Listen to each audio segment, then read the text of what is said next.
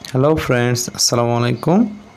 আজকে চলে এসেছি মজাদার মুচমুচে বেগুনি রেসিপি নিয়ে। দেখুন এটা কতটা ক্রিস্পি হয়েছে এবং এই ক্রিস্পিনেসটা অনেকক্ষণ পর্যন্ত বজায় থাকবে যদি আমার সম্পূর্ণ টিপস অ্যান্ড ট্রিক্সগুলো ফলো করেন। তা আমি এখানে প্রথমে বুটের বেসন নিয়ে নিচ্ছি 1.5 কাপ, মানে 1 কাপ থেকে কিছুটা কম। নিয়ে নিচ্ছি 1/3 কাপের মতো কর্নফ্লাওয়ার। এই কর্নফ্লাওয়ারটা অবশ্যই দেওয়ার ট্রাই করবেন, তাহলে আপনার বেগুনিটা মুচমুচে হবে অনেক। আর দিয়ে দিচ্ছি 2 টেবিল চামচ উঁচু করে ময়দা। ব্যাস, এই 3টি উপকরণ এখন আমরা একটু চেলে নিব। চেলে নিলে আপনার ব্যাটারটা অনেক বেশি স্মুথ হবে এবং বেগুনিটা অনেক পারফেক্ট হবে। দেখুন ফ্রেন্ডস, কত ইজিলি চালা হয়ে গেল আমাদের। এবার একটা চামচের সাহায্যে আমি উপকরণগুলোকে একটু মিশিয়ে নিচ্ছি। প্রত্যেকটা কাজ একটু সাবধানতার সাথে ধৈর্য ধরে স্টেপ টু স্টেপ ফলো করে করলে তাহলেই আপনার কাজটা পারফেক্ট হবে।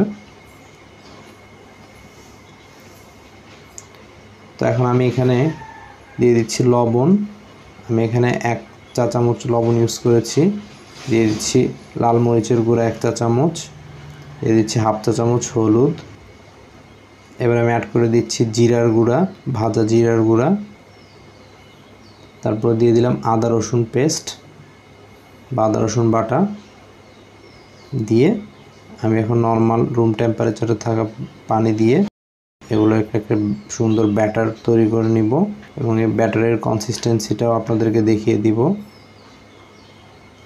মোটামুটি 1 কাপের কিছুটা বেশি লাগতে পারে আপনাদের পানি।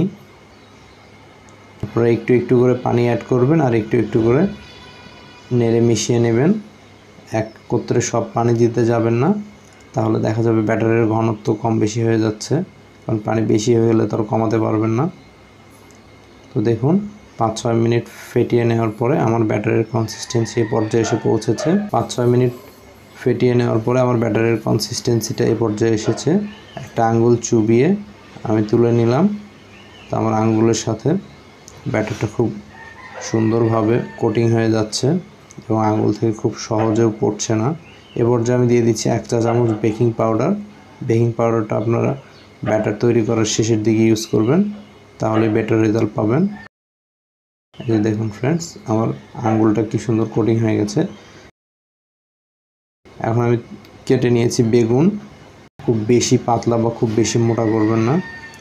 আমি সামান্য কিছু লবণ ছড়িয়ে দিয়েছি বেগুনের পিসগুলোর উপরে এবং সামান্য কিছুটা মরিচের গুঁড়া ছড়িয়ে দিয়েছি। যেহেতু বেগুনটা ভিতরে থাকবে, এতে মশলা কোটিং হবে না।